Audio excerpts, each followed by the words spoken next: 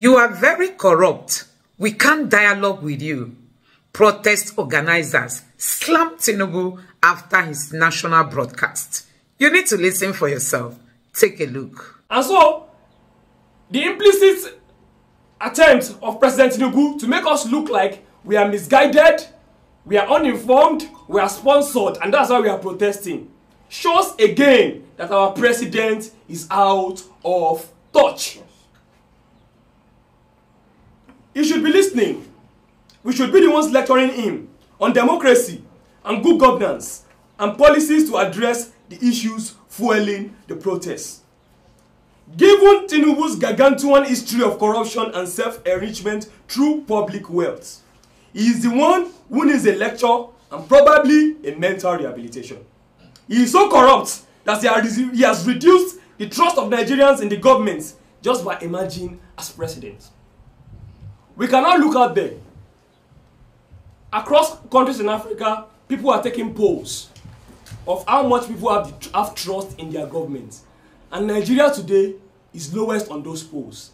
Because just by emerging alone, through a very corrupt electoral process, Tinubu has reduced the confidence of the people, the trust of the people in their governance. And a country where people don't trust in the governance of the day is a country that will especially be unstable. Because if the government is not responsible to the people do not owe anything to the government, and they do not owe the government to respect any law and order. And that is writing letter to chaos. So guys, these protest organizers are not bowing back. I mean, these people are not reducing, their demands an inch. They are sticking to that. Instead of even reducing it, they've added another one. Do you know what's new on the list? Wike must go. I mean, these people have come out to show Tinubu that they mean business in this protest. Nigerians are hungry. Nigerians are hungry. They are no longer hiding their faces when they say they don't know who are the organizers and who are the ones planning the protest. Yes, faces are out now because we must mean business. This government didn't address any of the demands of the protesters. We all know the 10 demands, that have been put forward. This Tinubu's government ignored all the demands of the protesters. So what happens to those who have lost their lives in this protest? They just want protesters to just go home. Anyway, this group has come out to say that this protest is not going to stop anytime soon. That this protest is going to continue despite the broadcast by the president of Nigeria. Let me just allow you to take a look at what they said themselves, one after the other. Take a look. And we will claim our country. To our fellow Nigerians, we say, join us, stand with us. Together we can make a difference. Together we can create a better future. We better die on the street by our country's bullet than live a life of slavery and oppression. Thank you very much. Yes, I think we need to make the point clear. My committee had made our demands clear. But in addition to those demands, because I will not let the death, those who have died, to just be another death. Because we witnessed what happened to NIGERIANS. All of the persons who were killed then, till today, we've not been able to get justice for them.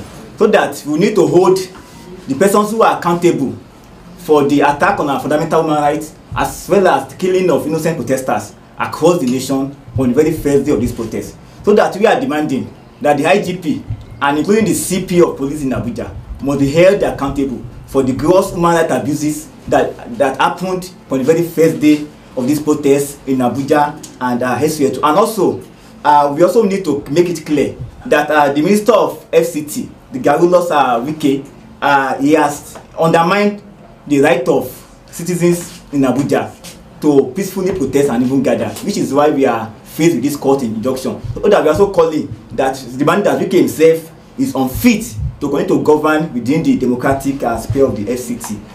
And again, tomorrow we'll be out in mass. Our people will be out to further the protest, because the protest continues. As you all recall, it is a 10 days protest, and even aside that, 10 days and beyond. Because from all indication, the government does not appear or is not displaying any form of readiness to meet our demands. We also read what the president read out today. No single demand from this protest was addressed by the president. So that our protest continues. And tomorrow is going to be a mass protest on Monday, and will be gathered at the National Stadium. And the President of Nigeria has said in the speech that we should stop protesting and embrace dialogue. As if protest itself is not a form of dialogue. And one thing we must be clear about is that the assault on Nigerians, it has become very usual, very common that we disregard it. We don't see it as a big deal. For the past 4 days now, except today, I have had to face tear gas, despite being an asthmatic. And it was just this morning that I could afford the money to buy an inhaler. And that's because in Nigeria today, to buy an inhaler will cost you 8,250. That's the cheapest inhaler in the market. And that's why we are protesting. We are protesting because the first aid for a common sickness is 8,250 naira. In a country where the last minimum wage is 30,000 naira and they are here to start paying the 7,000 naira minimum wage. Comrades, that were injured, attacked, and 21 Nigerians that were killed on the first day of this protest. They are not just numbers. They are human beings like us who have died because they joined the struggle to make their country a better place. They have voiced out to make their country a better place. Our president, in that speech, spoke over the head of all of that. And we need to be enraged about that. His administration has arrested, maimed, and killed the hungry Nigerians who are the backbone and the soul of this protest. Yet he claims to want to dialogue with protesters. Is the president a necromancer, open to dialogue with ghosts? How can an administration who is directly responsible for almost all of the violence and destruction that has plagued this protest lecture us on how we must not let violence and destruction tear our nation apart? The president has tried to make us look like we are the violent ones. But every day since we've been organizing, the violence has been incited by the Nigerian police, the DSS, the soldiers, and the civil defense. And we are saying that as Nigerians, we should not have to beg, we should not have to explain ourselves before we express our right to protest. The president's broadcast is dismissive and condescending to the people he claims to serve. The implicit claims that we are misguided and uninformed shows that he is unaware of our role as citizens, which is to inform and guide him on the issues that matters to us. The issue we met on ground in Nigeria has been that we have had a country where we praise our leaders as if they are not our servants. We believe it is the role of the citizens, the responsibility of the citizens to guide and inform the leaders. And so, the implicit attempt of President Tinubu to make us look like we are misguided, we are uninformed, we are sponsored, and that's why we are protesting, shows again that our president is out of touch. He should be listening. We should be the ones lecturing him on democracy and good governance and policies to address the issues fueling the protests. Given Tinubu's gargantuan history of corruption and self-enrichment through public wealth, he is the one who needs a lecture and probably a mental rehabilitation. He is so corrupt that he has reduced the trust of Nigerians in the government just by emerging as president. We cannot look out there. Across countries in Africa, people are taking polls of how much people have trust in their government. And Nigeria today is lowest on those polls. Because just by emerging alone, through a very corrupt electoral process, Tinubu has reduced the confidence of the people, the trust of the people in their governance. And a country where people don't trust in the governance of the day is a country that will especially be unstable. Because if the government is not responsible to the people don't owe anything to the government, and they don't owe the government to respect any law and order. And that is writing letter to chaos. And that is why we are saying we are the peaceful ones in this protest. We are the ones trying to ensure that Nigeria does not descend into chaos. because of the poverty, the instability, the alienation that we see every day on our streets. We must state clearly that this broadcast only makes it clearer that Tinubu is a dictator and not a democrat. The broadcast only exposes Tinubu for who he is, a megalomaniac and unprincipled dictator who wants to use force and coercion to consolidate his power. We therefore call on all Nigerians to come out in large numbers to continue this protest on Monday until our demands are met. By now, we would notice that the Tinubu government has gone to the press to tell the press to stop capturing this protest with the hope that they can kill us all in silence. Yesterday, before we started the protest, where we were tear-gassed at the National Stadium, the cronies of the Tinubu government had gone online to say that protest is not holding today, that the youth are afraid, they can no longer protest again. But when that protest gathered momentum, they tear-gassed us and dispersed us. So this is to show that this government is only trying to use force and propaganda to stop us from actually organizing ourselves as Nigerians to demand for a better country. It is not too much to ask. The two-pronged approach of violence and propaganda has failed. The violence and repressions are just attempts to silence and control us, and the propaganda cannot sway or fool us. The struggle for a new and better Nigeria continues. We must not be tired. The future of Nigerians depend on our determination at this moment. And we use this opportunity to call on the people of Nigeria, especially those living in the FCT, to make their best efforts to participate in the protests as from tomorrow. We appreciate the fact that many Nigerians have trooped out to say that our demands are legitimate. This is the reality on the streets. And we must also point out that asking Nigerians to not protest, when that same government asking us not to protest, presently I got here late because there are 4 queues on the streets right now. So a government that is asking us not to protest, but is making fuel scarce and making it very expensive. And the government would come on here and not touch on those issues and tell us that the fuel subsidy removal is still working. We want to ask, who is it working for? Is it the corrupt politicians who have built refineries in Malta? Who is the fuel subsidy removal working for? Is it working for the Nigerian masses? This is what we want to ask the Nigerian government. And this is what we are saying, that please Nigerians do not be swayed by the fact that they have tried to keep you at home with the fuel scarcity. By the fact that they are trying to keep you at home, please come out tomorrow and protest. One thing we want to make clear is this. The court order to stop us from protesting anywhere we want, especially at the seat of power, which is the National Assembly and the 3M zone. That court order is not constitutional because Nigerians reserve their right to move on public roads. Public roads are built with public money. Nigerians reserve their rights to freedom of movement, freedom of speech, freedom of expression, and freedom of dissent. We should not have to beg the government before we assert our freedom of assembly. And so we would like to tell this government that the only way we can dialogue is what we are doing right now. We are doing this now to tell the government that this is our dialogue. We are telling the government that our demands still stand. Reversal of fuel price to what it was before May 29, 2023. Reversal of electricity hike, tariff hike.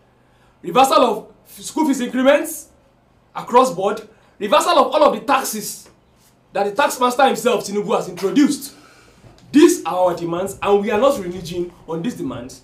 Even though Tinubu has tried to tell us that the protests are stopped, Nigerians are tired. Presently, today, Sunday, this morning, protests continued in Jos Plateau State with protesters organizing their own Sunday service at the protest. Even in Lagos, the same thing happened today. On Friday, we had protesters who did their Juma service at the protest ground. And so we are saying that Nigerians are fully in support. And this is not the time to be afraid. This is not the time for us to go to our rooms and start praying that God will save us. God needs us to save ourselves. This is not the time to start saying, Shebi God saved us from Abacha now. God will save us from this one. To know, this is not a military regime. And we must assert the fact that we are in a civilian democracy and we must be treated constitutionally as citizens of Nigeria.